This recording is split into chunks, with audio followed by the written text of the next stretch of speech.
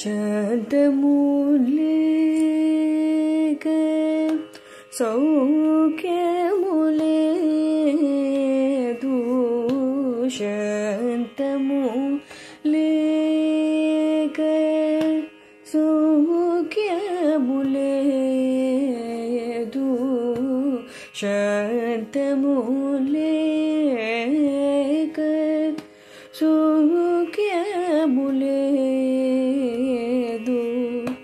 సరసదళ నయన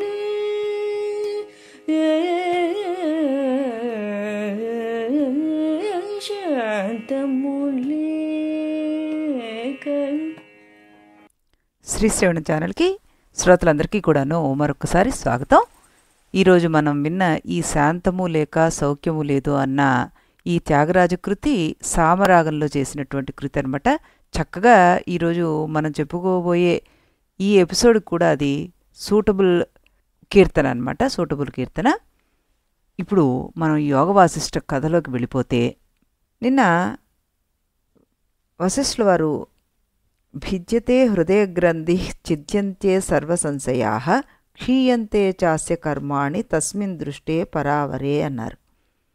ఇది కఠోపనిషత్తులో వాక్యం అంటూ ఉదహరించారు అని కూడా చెప్పుకున్నాం మనం. యోగ వాసిష్ఠంలో మనకి ఈ ఉపనిషత్తు వాక్యాలు అనేకం కనబడుతూ ఉంటాయి. వాల్మీకి మహర్షి గారు యథాతథంగా వీటిని మనకి పరిచయం చేసేశారు. ఈ ఉపనిషత్ వాక్యానికి అసలు అర్థం ఏంటంటే, పరావరే అంటే కారణ కార్యరూపమైన ఈ పరమాత్మ యొక్క దర్శనం లభిస్తే అప్పుడు ఈ జీవుడి యొక్క హృదయ గ్రంథి ఊడిపోతుంది. ఆ హృదయ గ్రంథి అంటే గుండె ముడి, అంటే ఆ అంతఃకరణమే నేను అనే తాదాత్మ్య బుద్ధి ఏదైతే ఉందో అది పగిలిపోతుంది. కారణరూపి కార్యరూపి కూడా ఆ పరమాత్మే అనే తత్వజ్ఞాన దర్శనం లభిస్తే ఆ జీవికి మూల జ్ఞానం తొలగిపోతుంది. దాంతోపాటు మూల విద్య యొక్క కార్యమైనట్టి అంతఃకరణం తాదాత్మ్య బుద్ధి రూపమైన హృదయ గంధిని విడగొడుతుంది. ఎప్పుడైతే గుండె ముడి విడిపోయిందో అంతకు ముందు దాకా ఆ గుండెలో మూట కట్టుకున్న ఉన్న సందేహాలన్నీ కూడాను మనకి తునాతునకలైపోతాయి. దానితో పాటే ఈ జీవి యొక్క కర్మలన్నీ కూడా నశించిపోతాయి అంటున్నారు. ఈ ప్రమాణ వాక్యం వల్ల జీవుడికి గుండెముడి తెగిపోవడం అనే దశ ఈ పరమాత్మ జ్ఞానం వల్ల మాత్రమే కలుగుతుంది అని తెలుస్తోంది. అయితే సమాధి యోగ సాధన ద్వారా ఇటువంటి స్థితిని పొందరాదా, మనం పొందలేమా అన్న సందేహం కలుగుతుంది. కానీ రామ, సమాధి అనేది చిత్త నిరోధం వల్ల వస్తుంది. దానివల్ల జీవుడికి ఉండే విషయాభిముఖ్యము, అంటే ఈ ఇంద్రియాలు ఏవైతే ఉన్నాయో అవి విషయాల వెంటపడే గుణం తొలగిపోతుంది అంతే. అంతవరకు నిజమే. కానీ ఆ కనిపించే చేత్యాలు అంటే ఆ దృశ్యాలు ఏవైతే ఉన్నాయో అసత్య స్వరూపాలు అనే జ్ఞానం లేకుండా సమాధి సాధన చేస్తే ఆ యోగికి సమాధిలోంచి బయటికి రాగానే మళ్ళీ మనసు దృశ్యాల మీదకి వెళ్ళిపోతుంది. ఎంతసేపు సమాధిలో ఉన్నా సరే దృశ్యం అసత్యం అనే జ్ఞానం కలగదు. అది కలిగితే కానీ మోక్షం రాదు. అందువల్ల పరిపూర్ణ మోక్షసిద్ధికి చిత్త నిరోధ రూపమైన యోగ సాధనం వల్ల లభించే సమాధి ఒక్కటి మాత్రం చాలదు, దానికి తత్వజ్ఞానం కావాల్సిందే అంటూ వశిష్ఠుల వారు అక్కడ చెప్పారన్నమాట. చెప్తూ ఇంకేమంటున్నారు, ఈ వివరణ విన్న రాముడు బాగా లోతుగా ఆలోచించిన వాడిలాగా, గురుదేవా, జీవుడు బ్రహ్మ, వీరిలో సంసారి ఎవరు? జీవుడికే సంసారం ఉందని చెప్దామంటే సిద్ధాంతంలో చివరికి జీవుడు పరబ్రహ్మలో ఐక్యమైపోతున్నాడు కనుక ఈ దశలో పరబ్రహ్మ సంసారి అయిపోవాల్సి వస్తుంది కదా. మరి ఆ చివరి దశలో పరబ్రహ్మలో ఐక్యమైపోతున్నాడు అంటే అప్పుడు పరబ్రహ్మ కూడా సంసారి అయిపోయినట్టే కదా లెక్క. జీవుడు పరబ్రహ్మలో ఐక్యం కావట్లేదు అనుకుందాం, జీవుడికి మోక్షమే లేదని చెప్పినట్టు అవుతుంది కదా అప్పుడు. అదీకాక అసలు ఈ జీవికి ఆధారం ఎవరు? ఈ పరబ్రహ్మ ఆధారమా? అలా అయితే బ్రహ్మజ్ఞానం రాగానే పరబ్రహ్మలో అధ్యస్థమైన దృశ్య ప్రపంచం అంతా ఎగిరిపోతుంది. జీవుడు దృశ్య ప్రపంచంలో భాగమే కనుక వాడు లేకుండా పోతున్నాడు. జీవుడే లేకుండా పోతే మరి మోక్షం ఎవరికి వస్తుంది? చక్కటి ప్రశ్న వేశారు రాముడు వారు. అప్పుడు వశిష్ఠుల వారు ఇలా సమాధానం చెప్పారు. రామ, జీవుడికే సంసారం అనుకుంటే ఏ చిక్కులు వస్తాయో నువ్వు చెప్పావు. అవన్నీ నిజమే. కనుక బ్రహ్మకే సంసారం. బ్రహ్మ తనను గురించిన అజ్ఞానం వల్ల సంసారి అవుతున్నాడు. తనను గురించిన జ్ఞానం వల్ల ముక్తుడవుతున్నాడు. పరబ్రహ్మయే అనాత్మలైన దేహేంద్రియాల్లో ప్రవేశించి జీవుడై భ్రాంతిలో పడిపోయి శరీరేంద్రియాలు తానే అనుకుంటూ ఈ సంసారాన్ని పొందుతున్నాడు. అప్పుడు జీవుడే సంసారి అనే లోక వ్యవహారం ఏర్పడుతోంది మనకి. ఇలాంటి దశలో పరబ్రహ్మకు స్వజ్ఞానం కలుగుతుంది. దానివల్ల ఆయన మీద ఆరోపణ చేయబడిన పదార్థాలన్నీ ఎగిరిపోతాయి. వాటితో పాటు ఈ జీవుడు అని తిరుగుతున్నవాడు కూడా ఎగిరిపోతాడు. కానీ దీనివల్ల పరబ్రహ్మకు ఏ రకమైన లోటు కాదు కదా, ఆయన ముక్త స్థితిలోనే ఉంటున్నాడు. అది విని రాముడు వారు అన్నారు, మీరు చెప్పే పరమాత్మ యొక్క స్వరూపాన్ని సూటిగా వివరించి చెప్పండి మహానుభావ, అర్థం కావట్లేదు అన్నాడు. అప్పుడు వశిష్ఠ మహర్షి ఒక అందమైన ప్రతిపాదన చేశారనమాట. దేశాద్దేశాంతరం దూరం ప్రాప్తాయ సంవిదో వపుః నిమిషేణైవ యన్మధ్యే తద్రూపం పరమాత్మనః అన్నారు. ఇది 6వ సర్గలో మనకి 19వ శ్లోకం అన్నమాట. ఉత్పత్తి ప్రకరణలో పరమాత్మ యొక్క స్వరూప లక్షణాన్ని చెప్పడానికి యోగవాసిష్ఠంలో ఇదే భావాన్ని ఇంచుమించుగా అనేక పదాలతోటి అనేక మార్లు చెప్పుకున్నాం మనం. ఇప్పుడు దీని తర్వాత మనకి ఈ లీలోపాఖ్యానంలో కూడా ఇలాంటి మరొక శ్లోకం వస్తుంది. ఇక్కడ అసలు దీని గురించి కొంచెం మనం జాగ్రత్తగా పరిశీలించి చూద్దాం అంటున్నారు వ్యాఖ్యాత. ఒక చిత్తవృత్తిలో గల జ్ఞానం ఒక దృశ్యం నుంచి మరొక దృశ్యానికి వెళుతూ మధ్యలో గల దూరాన్ని ఒక క్షణకాలం దాటి వెళ్ళిపోయినప్పుడు ఈ దృశ్యానికి ఆ దృశ్యానికి మధ్యలో దానికి ఏ రూపం ఉంటుందో అదే పరమాత్మ యొక్క అసలైన రూపం. ఇదేమిటిది ఇలా తిరకాసుగా ఉంది అని అంటే దానికి ఆనంద బోధేంద్ర సరస్వతి స్వామి వారు రాసిన తాత్పర్యం చాలా చక్కగా ఉంటుంది. అది మనం చెప్పుకుందాం. ఇక్కడ శాఖాచంద్ర న్యాయం అని సంస్కృతంలో ఒక సామెత లాంటిది ఉంటుందన్నమాట. ఒక కుర్రవాడు చంద్రుడు ఎక్కడా అని అడిగాడు. ఆకాశంలో ఉన్నాడు అని చెప్పారు. వాడు పడమరకి దక్షిణానికి ఉత్తరానికి చూసి నాకు కనిపించడం లేదు అన్నాడు. అప్పుడు ఆ తల్లి అంది, ఆ మామిడి చెట్టు కొమ్మ వంక చూడరా నువ్వు, ఆ కొమ్మ మీద చంద్రుడున్నాడు చూడు అంది. కుర్రవాడు ఆ మామిడి కొమ్మకేసి చూశాడు. చంద్రుడు కనిపించాడు. చంద్రుడు ఏమన్నా ఆ చెట్టు కొమ్మ మీద కూర్చుని ఉన్నాడా? చంద్రుడు ఎక్కడో ఆకాశంలో ఉన్నాడు. కొమ్మ భూమికి దగ్గరగా ఉంది.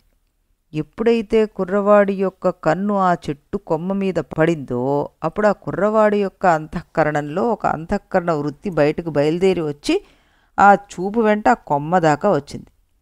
ఈ అంతఃకరణ వృత్తిలో ఒక చైతన్యం అభివ్యక్తమై ఉందన్నమాట. అందువల్ల ఆ అంతఃకరణ వృత్తితో పాటు దానిలో ఉన్నటువంటి అవిచ్ఛిన్నమైన ఆ చైతన్యం కూడా చెట్టు కొమ్మ దాకా వచ్చింది. కానీ కుర్రవాడి చూపు కొమ్మ మీద ఆగిపోలేదు. ఆ కొమ్మ మీద నుంచి ఒక్కసారిగా ఒక్క క్షణంలో ఆకాశంలో ఉన్న చంద్రుడి దాకా ప్రయాణం చేసింది. ఆ చూపుతో పాటు ఆ కుర్రవాడి అంతఃకరణ వృత్తి కూడా ప్రయాణం చేసింది. దానితో పాటు దానిలో ఉన్న చైతన్యం ఏదైతే ఉందో అది కూడా ప్రయాణం చేసి ఆ చంద్రుడి దగ్గరికి చేరింది.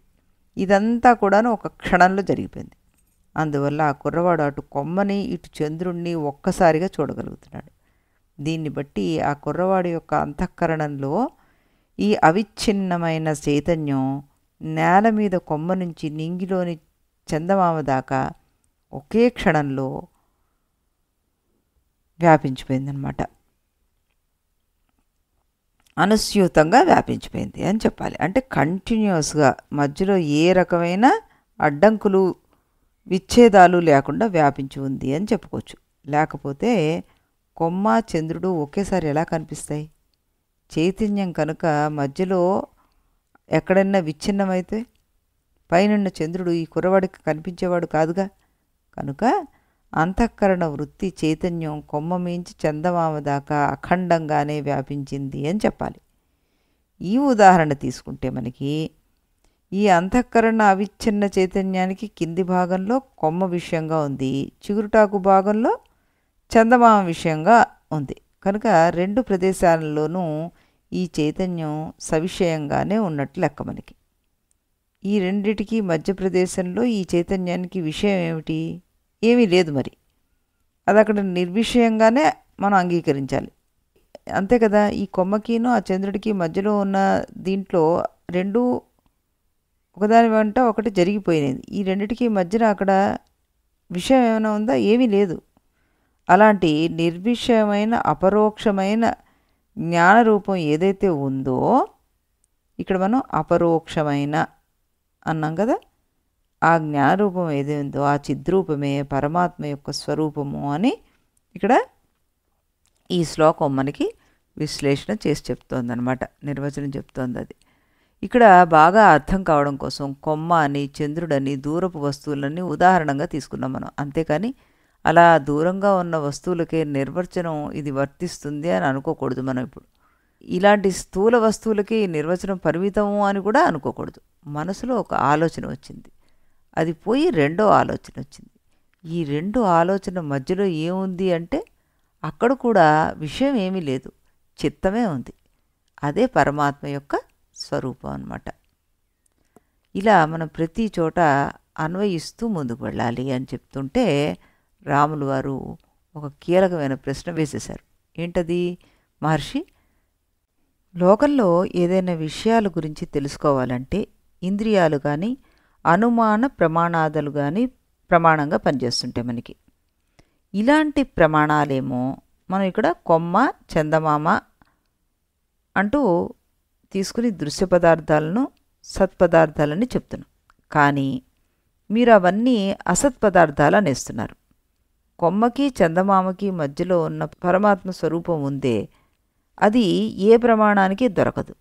అందుచేత మనకి తెలిసిన ప్రమాణాలన్నీ అలాంటి పరమాత్మ స్వరూపం అనేది లేనిదే అంటే అసత్తే అంటున్నాయి. కానీ మీరు మాత్రం ఇదొక్కటే సత్యమని సత్తు కలది అని అంటున్నారు. ఇది లోక విరుద్ధంగా లేదా మరి అంటూ ఆయన చాలా చక్కటి డెప్త్ ఉన్న ప్రశ్న వేశారు. అప్పుడు వశిష్ఠ మహర్షి ఏమన్నారు? రామ, పరమాత్మ స్వరూపం ఏ ప్రమాణానికి దొరకదు అని చెప్పడం కుదరదు. ఉపనిషత్తుల్లోని మహావాక్యాలు అనే ప్రమాణం వల్ల పరమాత్మ స్వరూపం గ్రహించబడుతుంది మనకి. అయితే వినేవాళ్ళకి కొన్ని పాప ప్రతిబంధకాలు ఉండడం వల్ల వాళ్ళకు ఆ మహావాక్యాలు వినంగానే పరమాత్మ జ్ఞానం కలగడం లేదు. అందువల్ల ముందుగా మానవులు ఆ ప్రతిబంధకాలన్నింటినీ పోగొట్టుకోవాలి. ఈ ప్రపంచం సత్యం అనుకోవడమే ఆ ప్రతిబంధకం. దృశ్యం అంతా కూడా మిథ్యయే అన్న జ్ఞానం ఈ ప్రతిబంధకాన్ని తొలగించే ఉపాయం అన్నమాట. కనుక ప్రతిబంధకాన్ని తొలగించుకుంటే తత్వమసి మొదలైన మహావాక్యాలు ప్రమాణభూతాలై పరమాత్మ జ్ఞానాన్ని కలగజేస్తాయి అంటూ ఆయన చెప్పారు. అప్పుడు రాములు వారు అన్నారు, గురుదేవా, దృశ్యం సత్యం అనే జ్ఞానం ఉంటే అది బ్రహ్మజ్ఞానానికి ప్రతిబంధకంగా ఎందుకు రావాలి, ఎందుకు కావాలి? వెంకయ్యను గురించి జ్ఞానం ఉంటే పుల్లయ్యను గురించిన జ్ఞానం కలగకూడదా అంటూ ఇక్కడ ప్రశ్న అన్నమాట. అప్పుడు వశిష్ఠులు వారు అన్నారు, ఒక విషయం గురించిన జ్ఞానం కలగాలంటే ఆ విషయం మన అంతఃకరణలో ప్రతిబింబించాలి. ముందు కనిపించే దృశ్యమంతా సత్యమే అనే జ్ఞానం కనుక ఒక అంతఃకరణానికి ఉంటే అలాంటి అంతఃకరణంలో పరబ్రహ్మ ప్రతిబింబించడం సాధ్యం కాదు. పరబ్రహ్మ ఏ అంతఃకరణంలో ప్రతిబింబిస్తుందో ఆ అంతఃకరణంలో ఉన్న అజ్ఞానాన్ని ఆ పరబ్రహ్మ తగలబెట్టి తీరుతుందన్నమాట. ఈ విధంగా దృశ్యానికి పరబ్రహ్మకి పరస్పరం విరోధం ఉండడం వల్ల ఈ రెండిటి జ్ఞానం ఏకకాలంలో మనకి కలగదు, అది అసంభవము అన్నారు. అప్పుడు రాములు వారు ఊరుకున్నారా? వెంటనే ఏమన్నారు? గురుదేవా, నా సందేహం తీరలేదు. వెలుగు చీకటి పరస్పర విరోధులు. ఆ రెండూ ఒకేసారి కనిపించడం సాధ్యం కాదు. కానీ రెండింటినీ గురించిన జ్ఞానం ఒకే మనసులో ఉండడం సాధ్యమే కదా. అలాగే ఒక బుద్ధిలో దృశ్య జ్ఞానం ఉన్నప్పటికీ, అంటే దృశ్యం సత్యమే అనే భావం ఉన్నప్పటికీ, ఆ బుద్ధిలో ద్వైతం ప్రతిబింబించని దశలు కొన్ని ఉంటాయి.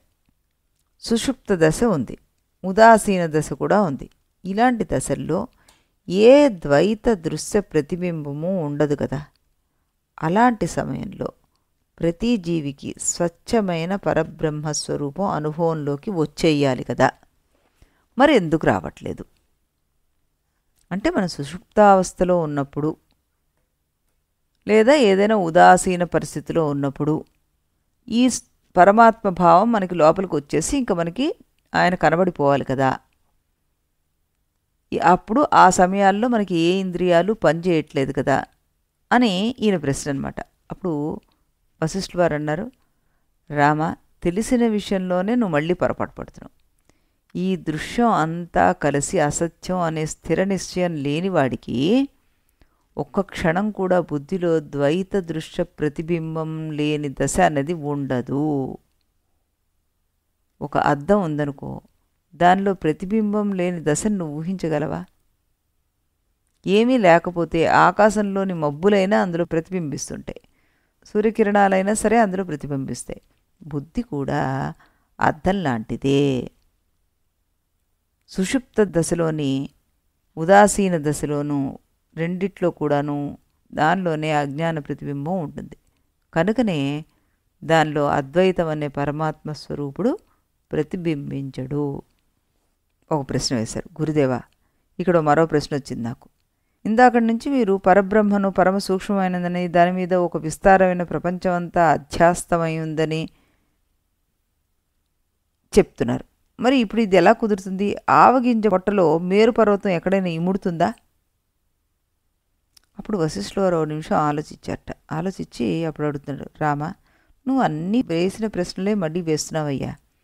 అణువు వంటి నీ మనస్సులోకి విస్తారమైన స్వప్న ప్రపంచం ఎలా వచ్చిందంటావు?